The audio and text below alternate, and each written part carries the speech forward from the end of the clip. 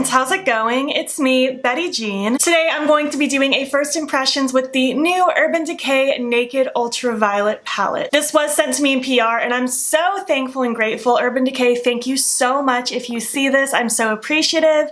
I haven't played with a Naked palette in so long, not since the Naked Heat. And I remember actually really liking the Naked Heat, but I ended up ultimately decluttering it just because it wasn't totally my style anymore. I'm not really a warm neutral type person. I'm really excited about this release though. I think the packaging is so beautiful. I can't get over just this lovely, very just purpley, abstract looking art. It's just stunning. I love it. And the inside honestly doesn't make me angry. Like, I know some people were saying they wish it was more purple, but at the same time it is a Naked palette. The Naked palettes are branded to be a little bit more on that neutral side. They're supposed to be more of that just like easier wearable type thing. If anything, this is more dramatic than I would have expected. If I would have just heard this was coming out before seeing any pictures of it, I would have expected it to be even more tame than this. But this doesn't make me angry. Is it totally up my alley as far as something I probably would have purchased myself? No, for a couple reasons. One, I don't need these like couple neutrally tones down here. They're not really something I would gravitate towards. It is very shimmer heavy. There are only, I think, 3 mattes in this palette and they're all quite light toned. I actually took the liberty of doing some swatches for you guys. You're welcome. I never do swatches on first impressions. It's just not my game, but I did them for you, so I hope you like them. I will say the shimmers in here are really pretty. I just wish it wasn't so shimmer heavy. And I do wish at the very least, even if it was the shimmer heavy, I wish we could have just had one really deep matte shade. I talk about that more in the tutorial portion, but I just feel like we need that one deep shade. I don't even necessarily need a matte purple. Yes, that would have made me really happy, but I feel like this palette could have just done really well with at least a very deep matte cool tone brown. I think that would have been lovely. But yeah, this is just a first impressions. This is not a review. I've only used this one time. I don't plan on doing a 3LX1 palette with this just because I'm not doing those with every single palette I own anymore. They just take way too much time and I'm so busy. But I do plan on doing an IGTV video with this. I might do one of my like big exaggerated wings featuring some of these shimmers, or I might do something featuring more of these. I haven't decided yet, but stay tuned on my Instagram. I will be doing a video over there as well. As of right now, the palette is already available on Urban Decay's website, provided it's not sold out. It will be available at other US retailers starting July 5th. I know it's launching other places worldwide, but there's a lot of dates. Go to their Instagram if you want specifics. I would be here all day if I read out all of these to you because there's a lot. This palette is also $49 USD, and I think I've covered all of the basics for the beginning. My wig is a Charisma brand wig. It's just a non-lace front, light blonde, white, silvery wig. I can't guarantee it's on their website anymore. They cycle through their wigs frequently. A Neff beanie. I don't know where I got my choker from. It's been years. And yeah, I think that's about it. Let's just hop into the tutorial portion and I will talk some more about my thoughts thus far at the end. Hi, hello. Let's hop into this. Let's create a look. I'm excited to bust into this, honestly. Let me de-plastic this brush. I'm actually really excited about this brush too. It just looks like something I'll totally use, like fluffy end, pencil brush. I use that every day. Okay, I'm gonna prime with the Kaleidos eye primer because I'm still testing this out. I do like it. I don't really have any complaints other than the fact that it can be a little messy just because it's in a squeezy tube. But yeah, other than that, I'm liking this eye primer. I do still think that my Smashbox lid primer reigns supreme, but this one seems pretty solid. Oh guys, I'm actually really excited. I haven't played with Urban Decay eyeshadows in a hot minute. I do think I want to just go right in with Optimize, that really cute lavender. And I'm gonna use that fluffy side of that dual-ended brush because why not? And I'm just going to start working that through the crease. I'm sure this isn't going to be the most insane color because it's a very light shade, but I am really excited just to, I don't know, use it. There really aren't very many mattes in this palette, so we are kind of limited with what I like to do with crease work just because I'm not a shimmer in the crease type of person. So we're just gonna use what we have.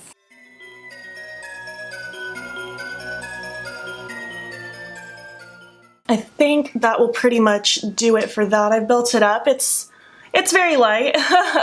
It's a shade I probably like could get away with not even using because it's just so light, but it is really cute. I could see just like popping this all over the lid and on the like through the crease and then maybe topping it with one of these like light shimmers or something. That could be cute, but For now, let's just move on to, I guess, one of these neutrals to deepen things up a little bit, and then we will do more work with the crease action. I'm gonna take Hacked because it's literally the darkest matte in this palette, and I'm just gonna take a small brush. This one specifically is a Morphe M506. It's just what I grabbed. It doesn't have to be this brush, just something small. And I'm just gonna really take and pack this shade in the outer corner and a little through the crease just to add a little bit of depth. I don't really think that's gonna happen, but I will try my best. Because I really want to do some cut creasey stuff, and it's hard to do that if you don't have some depth in the crease, in my opinion. Unless I do like one of my giant wings, but I didn't really want to do that for a first impression. I wanted to try to just utilize as much as possible. I feel like it's actually deepening up a decent amount as I'm building it up. It's not insanely pigmented upon first application, but I also don't remember mattes from Urban Decay always being like insanely overly pigmented. But again, it's been a really long time since I played with Urban Decay eyeshadows. But I mean, it's building up good. I really don't mind a shadow if it's buildable and not insanely pigmented, as long as it builds up nicely. Not everything has to be Give Me Glow level pigmentation, you know? I'm just taking that shade also and popping it underneath that lower lash line. And again, I'm just gonna build it up until it's looking good. I do like the tone of this neutral. I think it's a pretty color. I know it's just a neutral, but I like the, I don't know, I like the tone it's leaving behind. I think it's really pretty. It just kind of looks like a shadow, which is nice. It just looks like I naturally have some like color going on in my lower lash line crease. Excluding the lavender shade, of course. All right, it's gonna take some more of that lavender on that first fluffy brush just to help blend out the edges of this. Not that I need to do a whole lot of blending because it's not like the darkest shade in the world, but that's where we're at so far. It's definitely not the most Betty Jean crease in the world because I usually do things much deeper, but I'm not like hating it either. I don't really have any crazy complaints other than the fact that I really wish there was a really dark matte in here. It doesn't even have to be purple. Like, we could still keep it half neutral, half purple. I just wish there was a really deep shade, you know? I think I want to cut it with this shade Euphoric, blend it down into this one, Purple Dust, and then maybe I'll pop this one, Cyberpunk, on the lower lash line. I think that might be cute. And then I might pop like this shade in the inner corner, or maybe this Lucid one.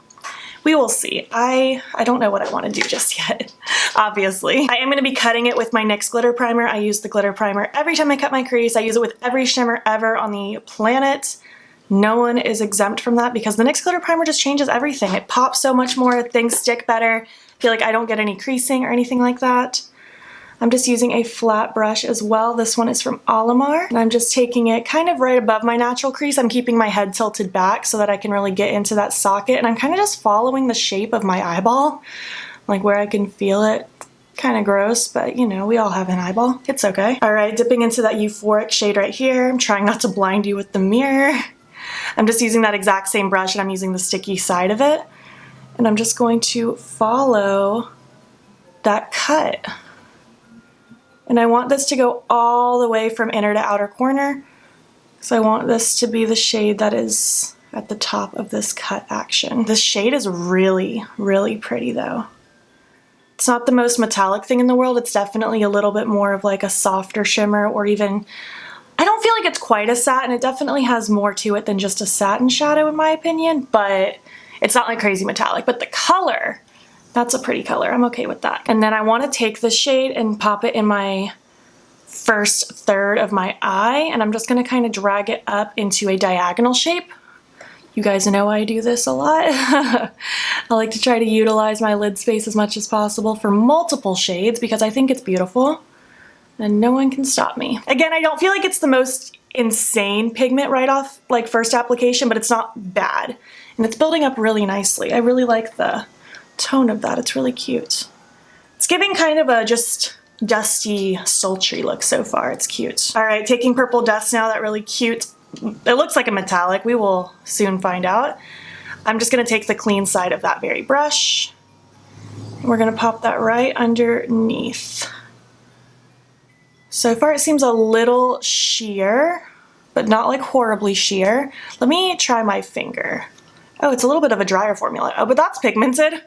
Maybe this is, oh yeah, this seems like it's one of those shades that's best done with the finger. which is unfortunate because I do prefer to use brushes. I feel like I can get a little more precise when I'm using a brush versus my finger, but I can make it work. It's okay. I'm gonna take a little bit more of that first shade that I popped on the lid just to blend it in. I'm just gonna kind of flip back and forth between both shades so they can merge together nicely. I just really wish there was a darker shade in my crease. I feel like that would be making things a little bit better. I'm not really into like having such a dark shade on the lid and then having it blended into like that light stuff in the crease, but you know what, it's okay. I'm gonna take the pencil brush side of that and I'm gonna take this digital shade down here, this kind of shimmery, satiny looking brown. I think that might tie my outer corner together if I pop it out here and just kind of have it blended into what's going on with the crease. Because I'm just not really sure how to connect everything now. Like if this digital shade could have just been a matte, I'd be happy. But thankfully it's not crazy metallic. It is a little bit more satiny, so you can kind of get away with it, but still not quite the same. This definitely is helping though, just having some depth out here. I'm gonna go ahead and just pop a little of it under that lower lash, just in the outer portion, just to add a little more sultriness to this look. I'm gonna take that hacked shade, that matte brown I used earlier, just to help kind of buff around this edge so it can be blended, obviously. And I'm being careful not to blend like this because I want that to stay nice and cut and precise. Just want this outer corner nice and smoky. This actually seems to be blending really nicely. It does have a little bit of a sheen to it. Like I said, it's a little bit more of a satin shadow, but I don't like hate the way that looks. It doesn't look so overly metallic that I feel uncomfortable with it being kind of in my crease area. Taking a little bit of that purple from earlier, that light one, that first shade we laid down, just to again continue helping like blend that outer corner a little bit more. I am gonna take another pencil brush though, and I'm gonna take this Cyberpunk shade right here. I think that might be a cute little pop on the lower lash line. And I love a shimmer on the lower lash line. That does not scare me at all. I think it's such a good way to add a nice little pop of interest. I think it's so, so pretty. And I do like that there's different tones of purple. Like the ones on my lid are definitely more of that cool toned violet-y purple, which it is called the Ultraviolet palette, so duh. But I like that this purple I'm putting down is a little bit more of like that mid-toned kind of purple. A little bit warmer. Gonna take that light purple matte again from earlier just to help blend that purple a little bit. I think it's pretty. Is it the most like crazy impactful metallic purple shimmer I've ever seen on my lower lash line? No. But she's cute. And let's see, do I want to use Lucid or Warning in my inner corner? I think we should use Lucid. I think that'll just like add a little bit of extra interest to this look. I think if I use Warning, it might just be a little too, I don't know, just flat, because I already have so much purple going on. All right, taking Lucid, I'm just gonna pop that in the inner corner.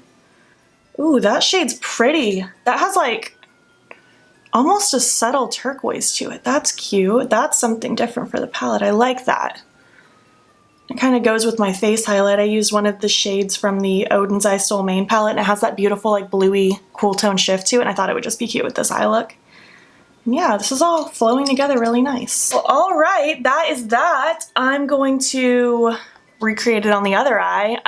Lashes, liner, lips, all that stuff, and I'll be back when I'm done. Hello, welcome back.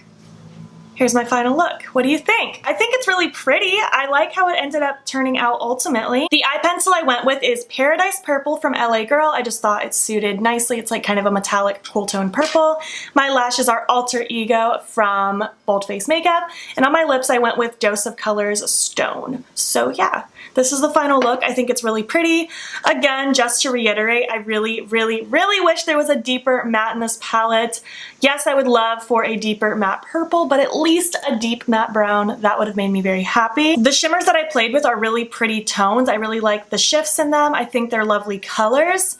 Are they the most like outstanding lavish shimmers in the world? No. Again, these aren't like the most insanely pigmented shadows. They're not lackluster, but they're also just not like insanely impactful upon initial application. But they do build up nicely. I didn't have issues with the performance. Everything blended nice. I didn't have any patchiness issues. That one deep shimmer purple I used on the lid, I do feel like is best used with a finger. I felt like it was packing on way better versus with the brush, which you guys saw. So far, I am pleased with it. I don't have any real issues. Again, this isn't like totally up my alley as far as things that I look for in a palette, but I'm not like angry about it either. I do feel like this is very suited towards a very specific type of person. Maybe if you're scared of color and you want to just incorporate it with your neutrals, maybe you like these types of shadows that need to be built up a little bit more so they don't go so insane too fast. past. I think a lot of people really would like this palette. I don't think it's meant for everybody, but I do think the certain people that it would be suited for would really enjoy this palette. Obviously, I haven't used everything yet. Again, this is not a review. It's just a first impressions. I will be playing with it again on my Instagram. And yeah, I will chat about it more in next month's PR Roundup review video. So yeah, I hope you guys like this video. What do you think of the palette? Is it something you're interested in? Did you pick it up? Are you passing on it? I would just love to hear your thoughts. Honestly, for me, this is the more exciting Naked palette they've released in a long time. I wasn't really interested in the cherry. I wasn't interested in the honey. I feel like this one's cute. I don't hate this palette like a lot of people do. But yeah, I hope you guys liked it. If you made it to the end, leave me a purple emoji. If you're not already, please hop over to my Instagram. It's BeatBean. Follow me there. I post every single day. And don't forget to subscribe. I'm posting most days here as well. Black Lives Matter is not over. Please make sure you are staying educated and informed. I will have a link in my description box that is filled with a ton of resources. It's a super helpful Google Doc I found on the internet, and I highly recommend you check it out if you are not sure where to start. Anyways, thank you so much for watching, and I will catch you in the next one. Okay, bye.